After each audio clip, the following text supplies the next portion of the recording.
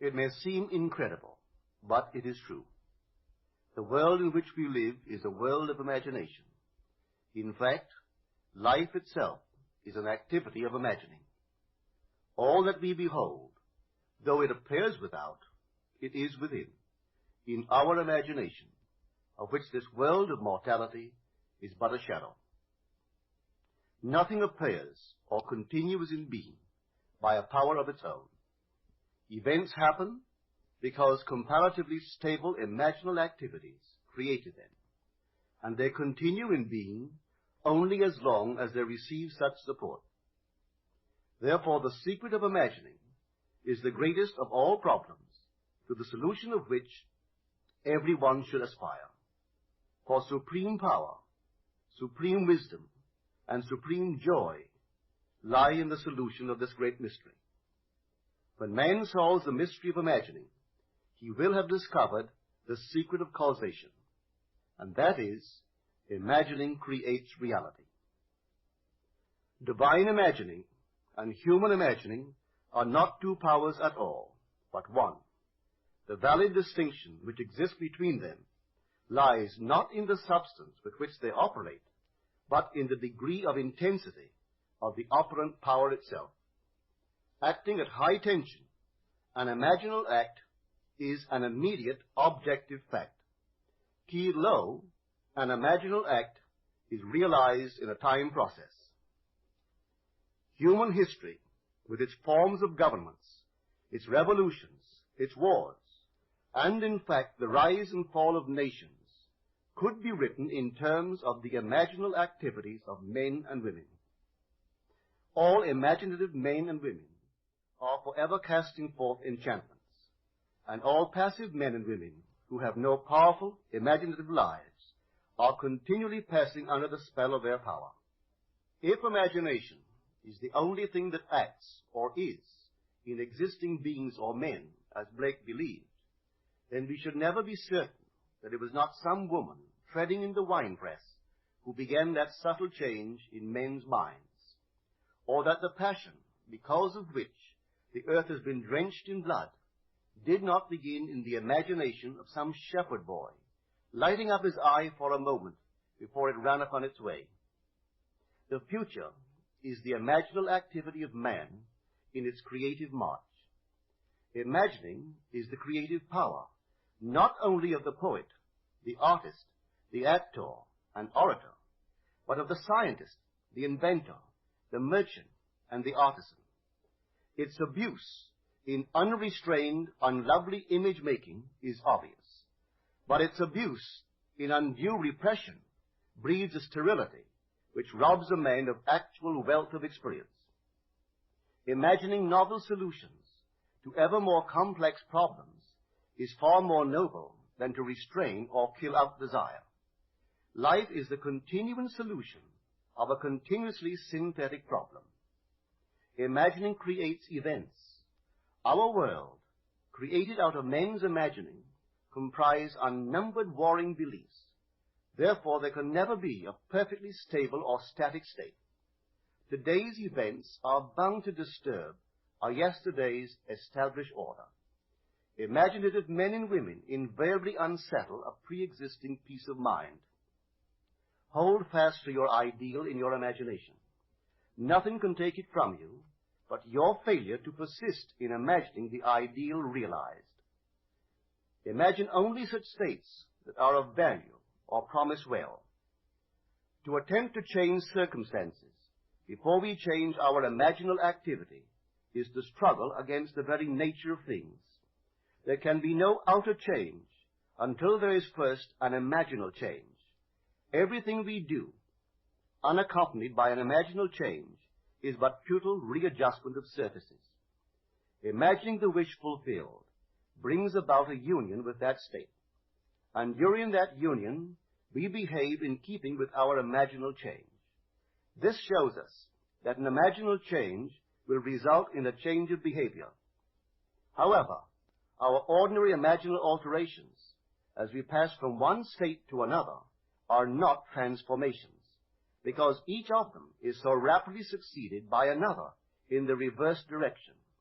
But whenever one state grows so stable as to become our constant mood, our habitual attitude, then that habitual state defines our character and is a true transformation.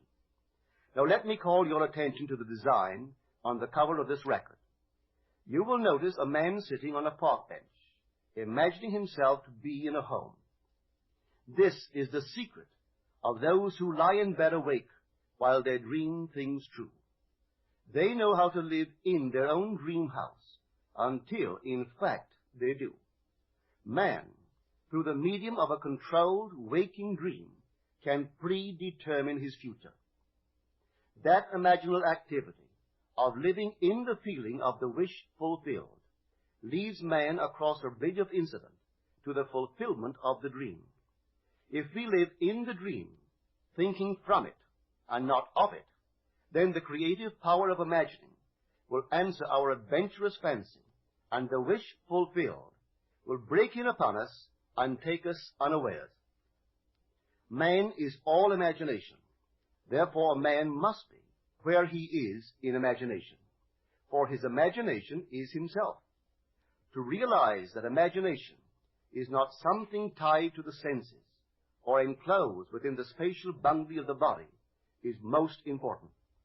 Although man moves about in space by movement of his physical body, he need not be so restricted. He can move by a change in what he is aware of. However real the scene on which sight rests, man can gaze on one never before witnessed. He can always remove the mountain if it upsets his concept of what life ought to be. This ability to mentally move from things as they are to things as they ought to be is one of the most important discoveries that man can make. It reveals man as a center of imagining, with powers of intervention which enable him to alter the course of observed events, moving from success to success through a series of mental transformations of nature, of others, and himself. How does he do it? Self-abandonment. That is the secret. He has to abandon himself mentally to his wish fulfilled, in his love for that state, and in so doing live in the new state, and no more in the old state. Now we can't commit ourselves to what we do not love, so the secret of self-commission is faith plus love. Faith is believing what is incredible. We commit ourselves to the feeling of the wish fulfilled, in faith that this act of self-commission will become a reality, and it will, because imagining creates reality. Imagination is both conservative and transformative. It is conservative when it builds its world from images supplied by memory and the evidence of the senses. It is creatively transformative when it imagines things as they ought to be, building its world out of the generous dreams of fancy. In the procession of images, the ones that take precedence naturally are those of the senses. Nevertheless, a present sense impression is only an image. It does not differ in nature from a memory image or the image of a wish. What makes a present sense impression so objectively real is the individual's imagination functioning in it and thinking from it, whereas in a memory image or a wish, the individual's imagination is not functioning in it and thinking from it, but is functioning out of it and thinking of it. If the individual would enter into the image in his imagination, as the design on the cover of this record suggests, then would he know what it is to be creatively transformative. Then would he realize his wish, and then he would be happy. Every image can be embodied, but unless man himself enters the image and thinks from it, it is incapable of birth. Therefore, it is the height of folly to expect the wish to be realized by the mere passage of time. That which requires imaginative occupancy to produce its effect obviously cannot be effected without such occupancy. We cannot be in one image and not suffer the consequences of not being in another. Imagination is spiritual sensation. Enter the image of the wish fulfilled, then give it sensory vividness and tones of reality by mentally acting as you would act were it a physical fact. Now, this is what I mean by spiritual sensation. Imagine that you are holding a rose in your hand. Smell it.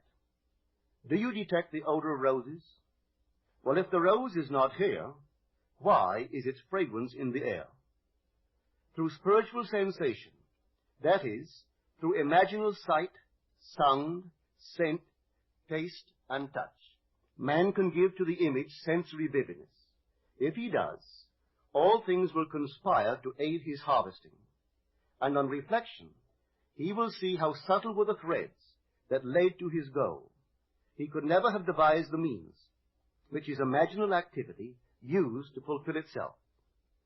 If man longs to escape from his present sense fixation, to transform his present life into a dream of what might well be, he has but to imagine that he is already what he wants to be, and then feel the way he would expect to feel under such circumstances.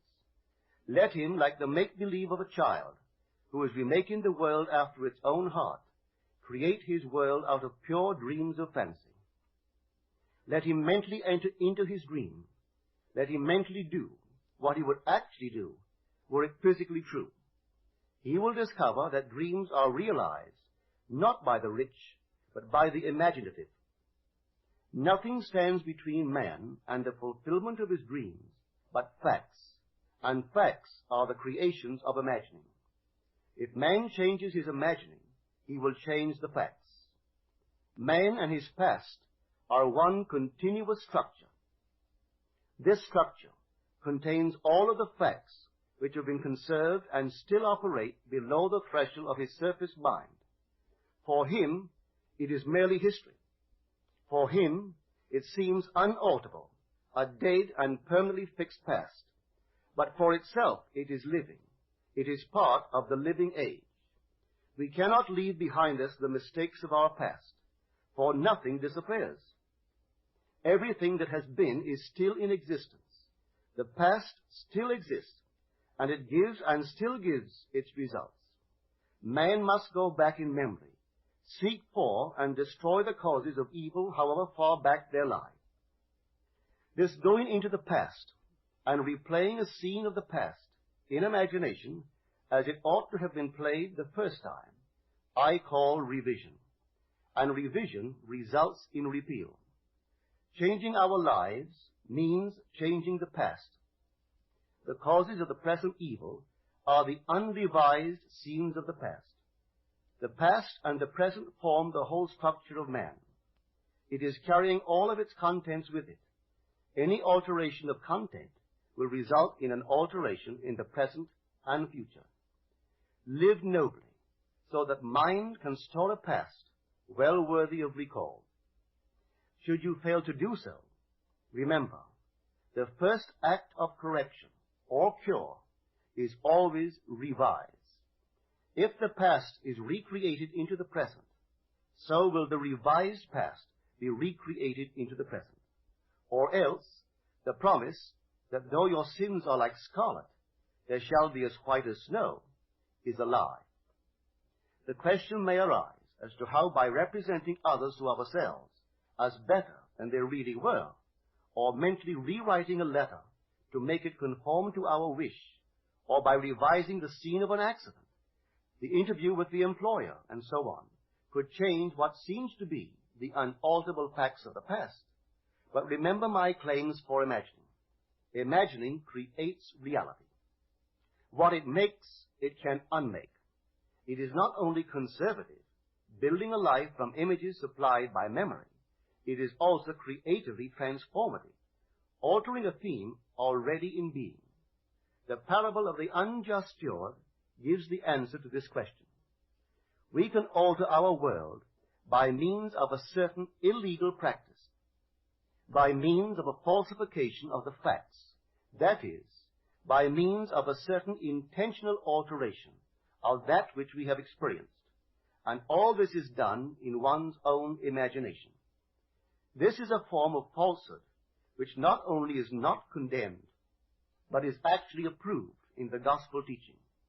By means of such a falsehood, a man destroys the causes of evil and acquires friends, and on the strength of this revision, proves, judging by the high praise the unjust steward received from his master, that he is deserving of confidence.